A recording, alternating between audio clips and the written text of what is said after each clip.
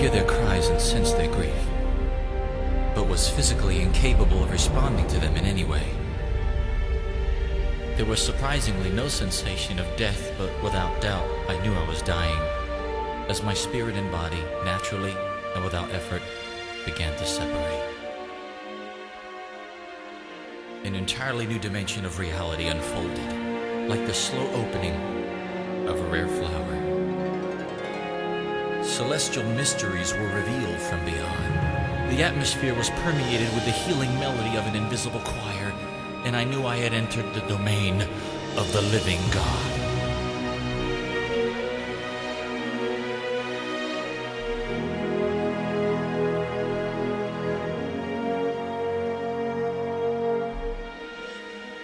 My eyes beheld a vast concourse of souls from every nation, dressed in the spotless garments of the redeemed.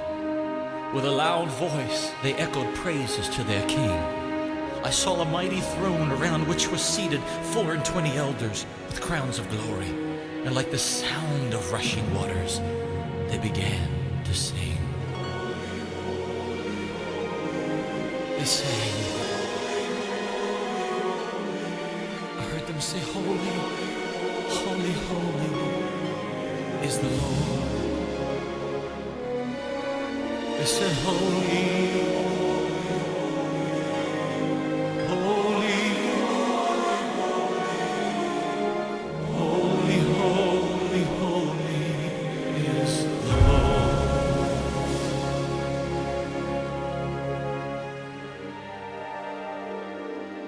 The whole principle of living was different. Food and water wasn't needed to sustain life. There was no mental agony, tears, source of tears, or any physical pain. Light did not come from one source like the sun, but God's glory illuminated everything. So shadows did not exist. Neither did elemental changes like snow, storms, or even rain. Then, in all of its pristine grandeur, I saw the holy city suspended like a cube in the expanse of eternity, 1,500 miles high and just as deep as it was wide. Indescribable colors were refracting everywhere from the precious stones it was made of, with 12 angels guarding the gates, fashioned from one solid pearl on each side.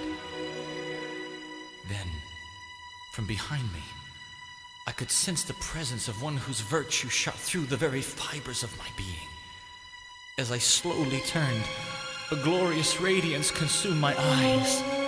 His silhouette was backdropped by the immense sea of glass, and for the very first time, my eyes beheld one altogether lovely, the lily of the valley, the fairest of 10,000, my Lord, my Savior, Jesus the Christ. I threw up my hands and cried, holy, holy, holy,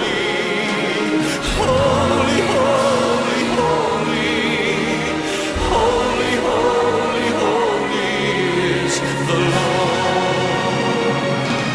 My soul said, holy, holy, holy, holy, holy, holy, holy, holy, holy is the Lord.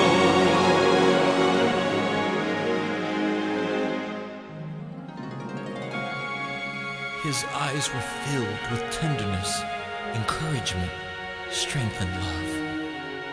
His countenance proclaimed he knew everything there was to know, or ever worth knowing. Being with him was to have everything I ever wanted, be everything I ever imagined, and arrive at everywhere I only dreamed of going. Then, the same voice that spoke the worlds into existence spoke my name in affectionate tones. He said, "My beloved child, there are those left behind who are deeply grieved at your death.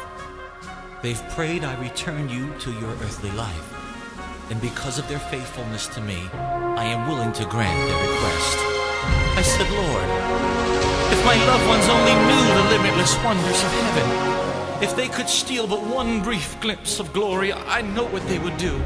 Because they loved me, they never asked that I return to the confines of my human body. Lord, I can't go back. Please let me stay with you. For you are the resurrection and the life, the Son of the living God. You're the only one worthy of honor and glory and power and praise. Master, only you make all things new, for you alone are Lord